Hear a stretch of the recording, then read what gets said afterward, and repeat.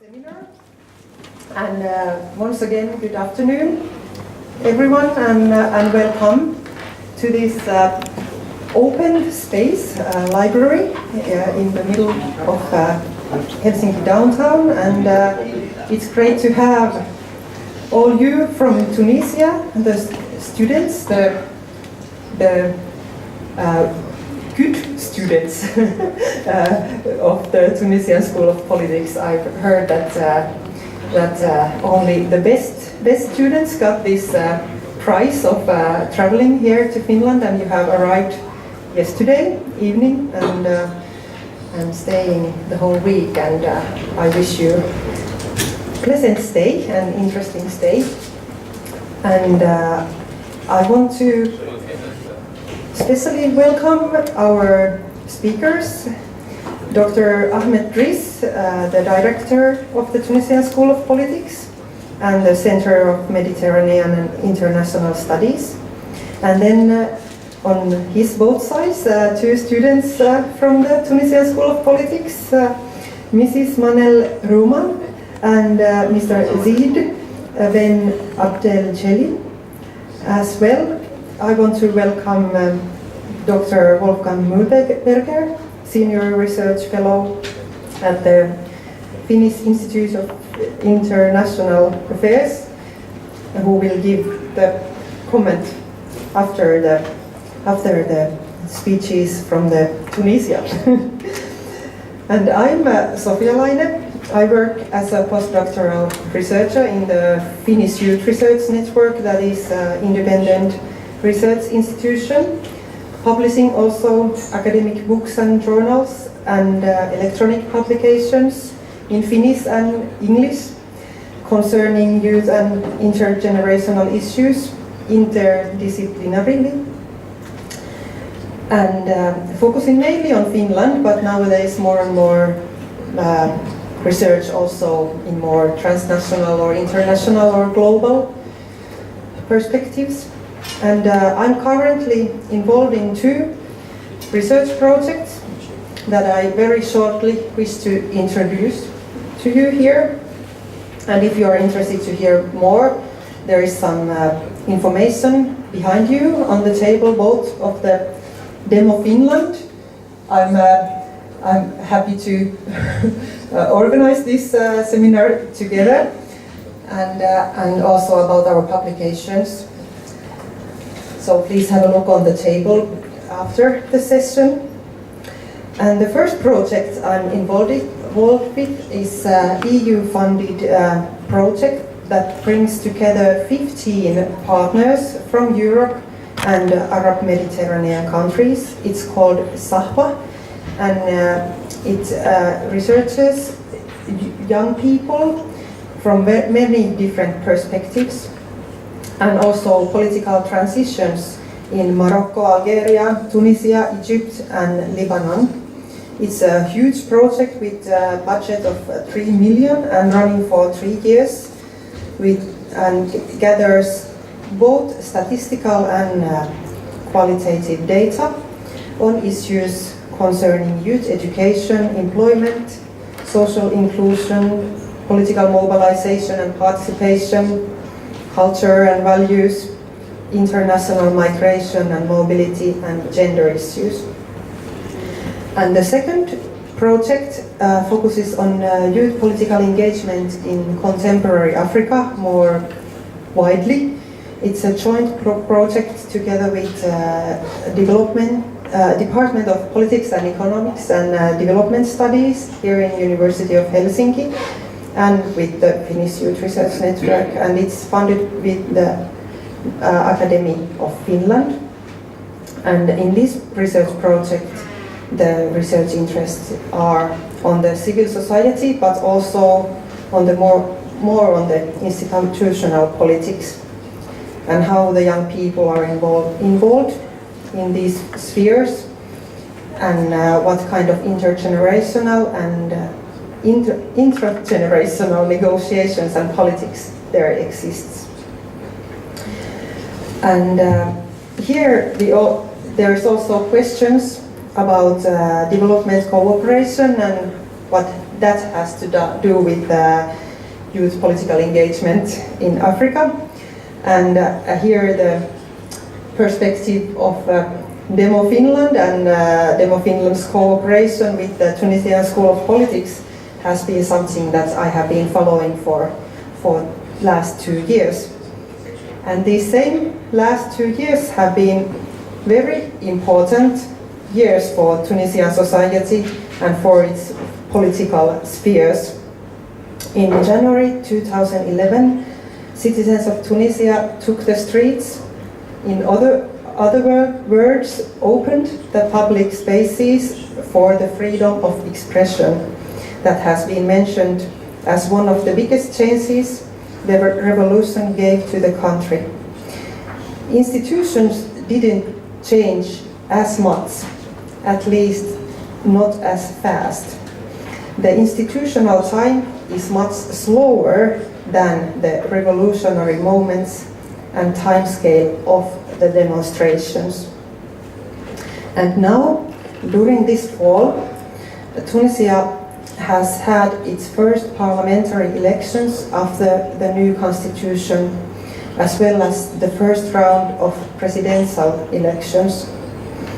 In the international media, these peaceful elections have been praised as real evidences of successful democratization process of Tunisia. Tunisia has become a success story of the 2011 Arab Mediterranean revolutions.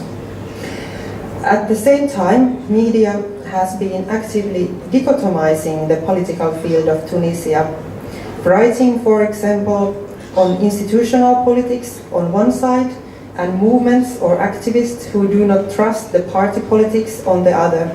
And this many times is intertwined with the questions of generations, where the young people are the activists on the social movements and the elders have been occupying the institutional politics.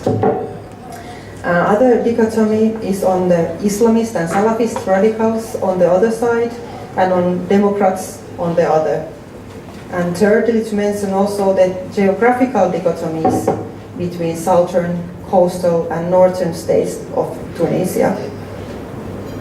And the second round of presidential runoff easily feeds confrontations when there is two candidates and when the media writes that the other candidate is seen as representative of the revolutionary ideas and the other candidate as a man of the old system, but at the same time capable to moderate the new system when knowing the political institution both before and after the 2011.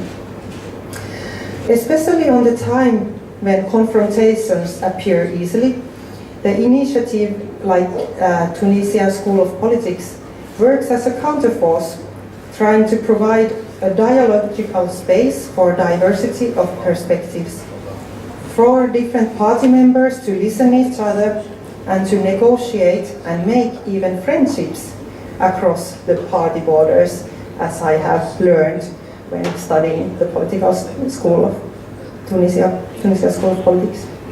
Therefore, I warmly welcome our first speaker, Director of the Tunisian School of Politics, Mr. Ahmed Driss, who will give a speech about the Tunisian School of Politics and the current political development of Tunisia. Please welcome. Thank you, Sophia.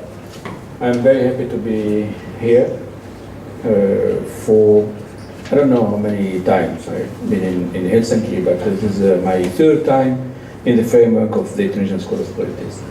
And in the framework of this program called Tunisian School of Politics, and maybe as you probably know, Tunisian School of Politics is a joint program between 4 organizations.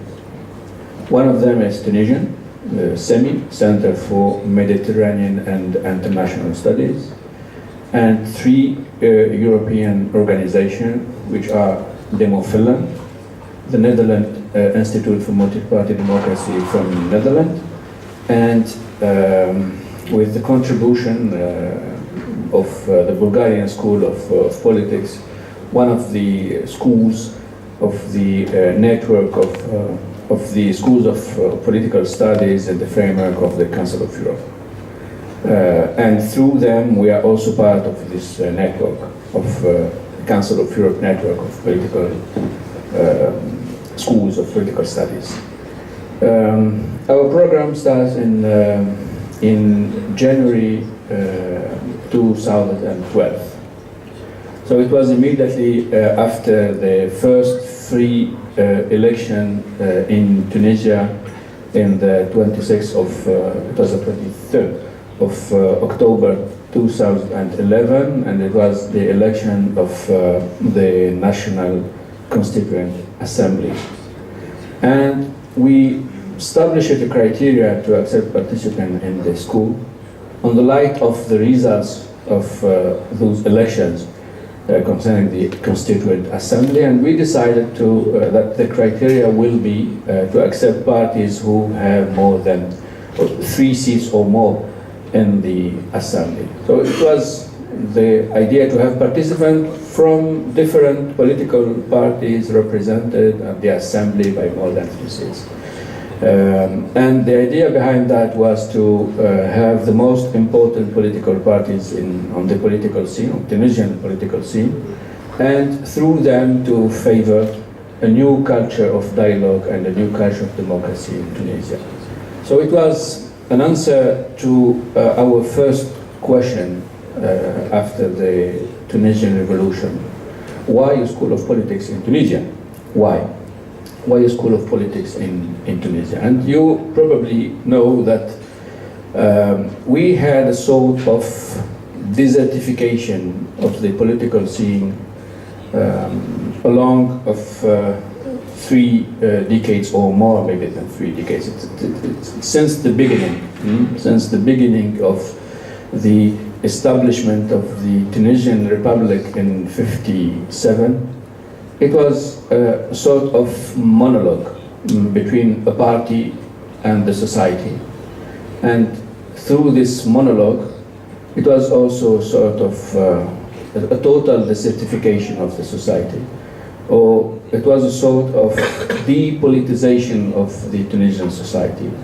And as a result of this depolitization of the Tunisian society, at the moment of the revolution, we have few politicians, very few politicians, who are aware about the problems of Tunisia and who are aware about the necessity or the need to create a new sphere or new environment, or political environment, etc. But they were very, very few. And the challenge was to create or to favor the creation, the establishment of a new generation of politicians and a new young generation of politicians. And that was the first goal behind the creation of the Tunisian School of Politics. But among this new generation of politicians, it was important for us to favor those who have new views about a new culture in Tunisia. So everything is new, and we have to react on that with something new. And something new means that we have to favor those people who are interested to be participant in politics, and it was not easy to find those people. Because of the past or the history of Tunisia, young people were totally depolitized, totally indifferent on politics, totally indifferent about the future of Tunisia, and people like me, traveling a lot in Europe, participating in several conferences before the revolution, and trying to explain that we need change, but it is difficult to have change because people are totally disappointed, totally resigning, etc. We were surprised to have young people participating in the revolution and asking for freedom and asking for dignity. So it was the first surprise for us in January 2011, and it was also surprising for us to find people who will be interested to be part of the new political scene, part of all political parties, but old political parties involved in the opposition against the former regime, but also new political parties. So that was the idea, that was the goal, and that was the spirit of the establishment of the Tunisian School of Politics.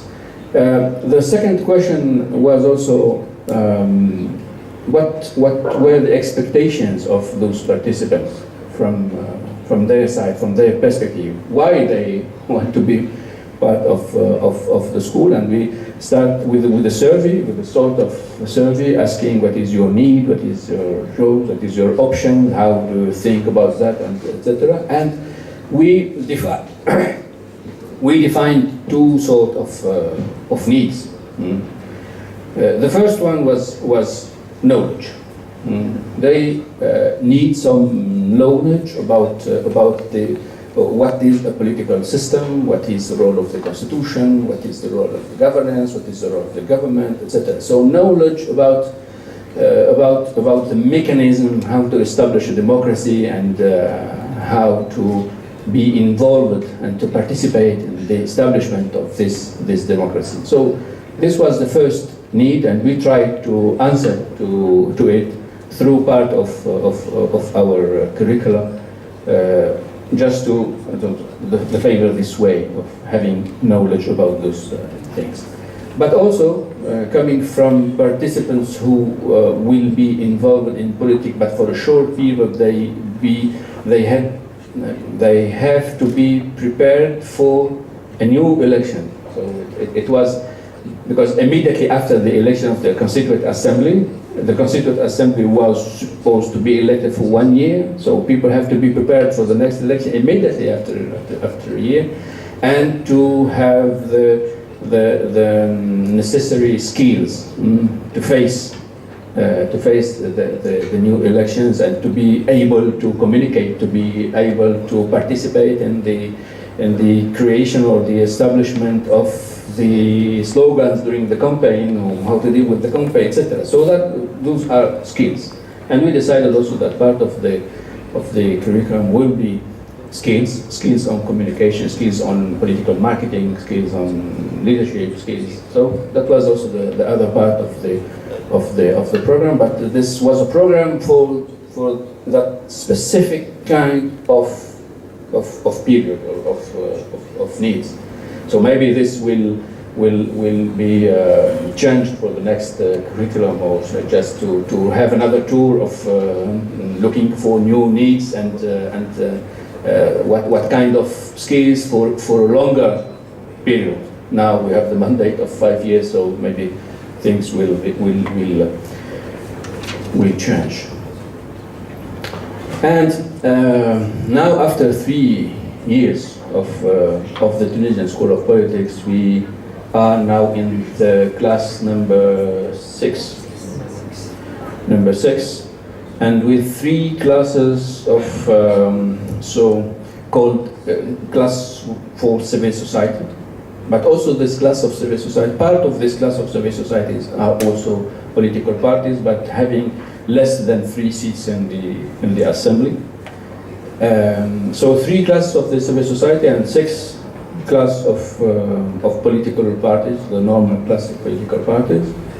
And through this 6 and plus 3 classes, we covered, or we trained something like 28 or 27% of the member of the National Constituent Assembly. So since the first class until the third, fourth class, we covered a large part of the National Constituent Assembly. The first one was the biggest participation coming from the Constituent Assembly, with 22 members of the National Constituent Assembly. So 27 or 28% of the assembly, and we had 40 alumni on the different electoral list for the last election, and from them 13 were elected in the assembly, new elected or re-elected, because of those part of the members of the Constituent Assembly already trained in the school. So we are well integrated in the political scene through them, and it facilitates a lot the relationship with political parties, but also for the future, etc. So it was one of the aspects of the results that we achieved in the Tunisian School of Politics. But the other results which we are very, very proud of it is the participation of a high number of alumni within the so-called Dialogue National, so national dialogue. And so the national dialogue, for those who don't know about it, is the mechanism established by the political parties with the support of 4 organizations from the Tunisian civil society called Quartet.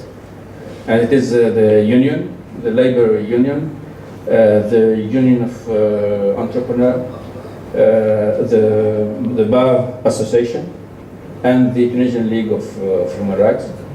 And those 4 organizations called Quartet supported, helped the establishment of the national dialogue immediately after during the crisis after the assassination after the first and the second, but in particular the second assassination in July 25, 2013 of one of the members of the National Assembly, Mohamed Brahmi, and then this national dialogue helped to find a solution to the political crisis in Tunisia and to finish or to the constitution, and then to fix a date for the elections and all the mechanisms. So the national dialogue was a mechanism of political dialogue, a successful one, who helped a lot to solve the crisis in Tunisia. And part of the participants in this national dialogues are also alumni of the Tunisian School of Politics, who already have a sort of simulation of mediation, of dialogue, of solving conflict, etc., resolving conflict within the framework of the Tunisian School of Politics. And it was, for us it was a success, because maybe we collaborate not directly but indirectly in this national dialogue, but through the alumni of the Tunisian School of Politics. Right? It's not seen like that outside of the school, but as in the school, we see it in this way, and this was so a very, very important moment for us. So the Tunisian School of Politics now is very well established in the political scene, is collaborating with all parties, and also favoring a sort of new culture of dialogue, because one of the main objectives of the school is training knowledge or skills that's clear, but also through the participants from different political parties, we are favoring a new culture of dialogue. So we organize debate, we organize dialogue session, and also we organize a very formal format of dialogue called couscous politique. And the couscous is a traditional dish in North Africa, but it is the best is in Tunisia, and of course, and And couscous, because the culture also of the region is to have something to eat together, and then once we eat together, we start to be friends and we start to cooperate, and everything is solved, and etc. So through that, we organize sessions called Couscous Politique, and then we try to discuss some points of concerns to the politicians in Tunisia. So that is also very important for us. But we are trying now to establish formally, not informally, a sort of platform of political dialogue, and hope we succeed if all political parties accept this role, and to create an organization or to create an institution between political parties, like here in Finland, Demo Finland, or named in Netherlands. So up to the political parties to create this institution, but we facilitate this option if they accept this facilitation. So it is, so this is my speech on the on the Tunisian School of Politics. But I have also a few words to say on the political development in Tunisia. So for sure we are on the right way, because we adopted the constitution early this year. We fixed election, and we already organized a free and democratic, transparent election, parliamentary election, and we are now preparing the second round of the presidential elections.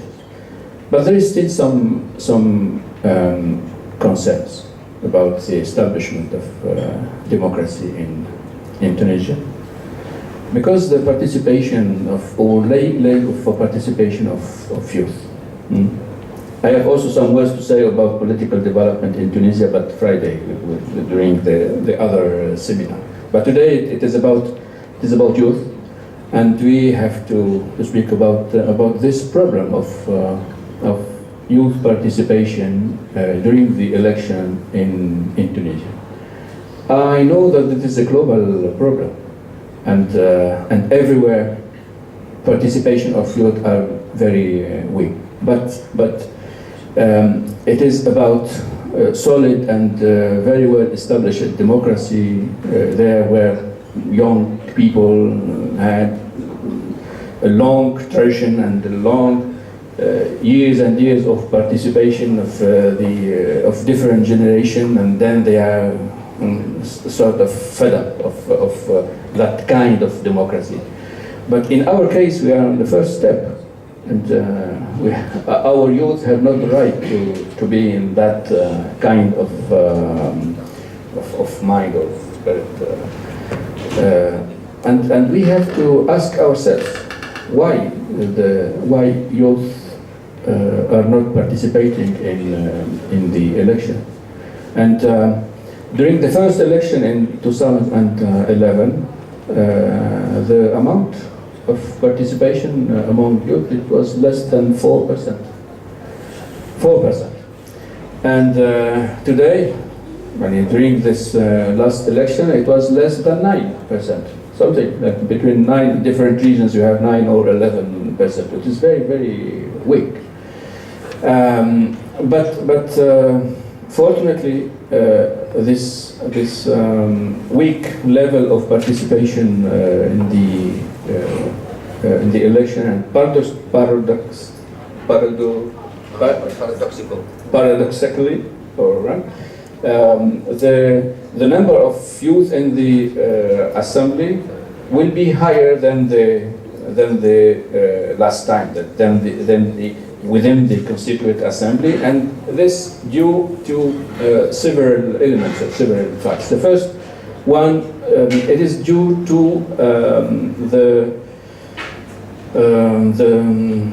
electoral law, because the electoral law is obliging, is imposing that all electoral lists have to have the fourth of the list have to be less than 35.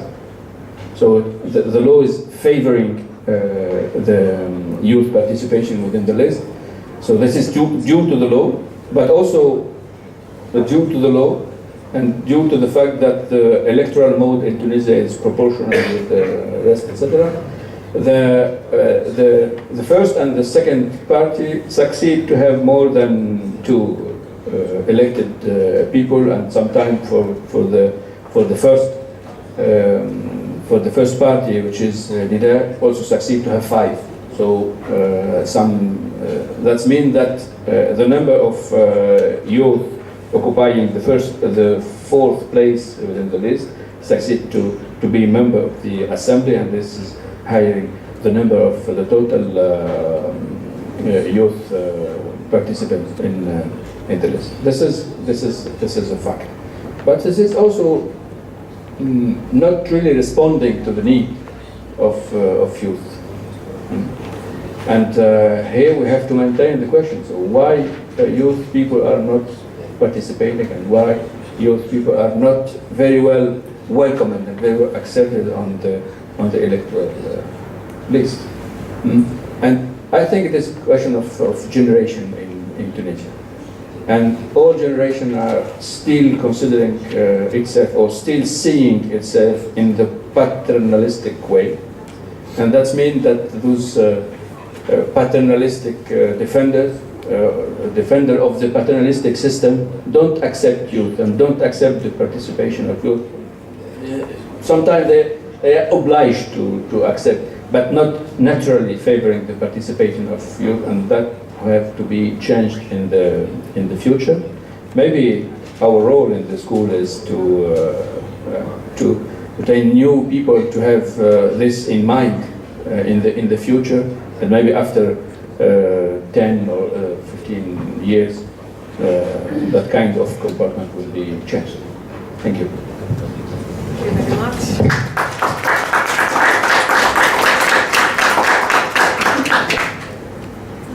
Okay, is there any reaction at this point from the audience? Some question or reaction to Dr. Ahmed's speech? Or do we continue to the students of the school? Okay, please. The election maybe 2 years ago, those traditional parties, they won it very clearly, but now it wasn't so. Why so quickly came the change? Hey, would you like to answer? Sure. This is a question. So there was a quite quick change in the political parties and how people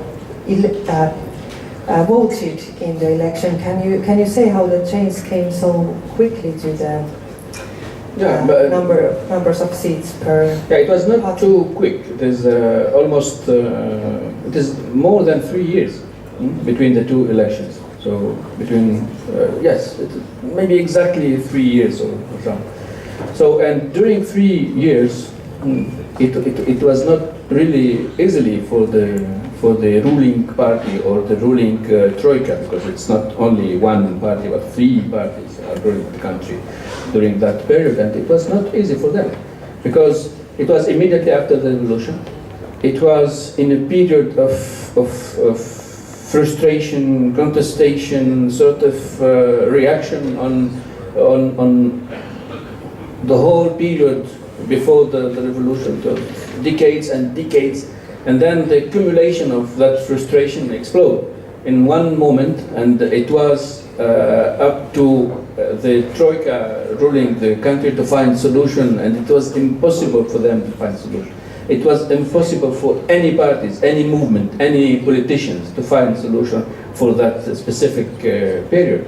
And so unfortunately for them, they are paying of this lack of success to find the way to solve the country of the problems that the country knows.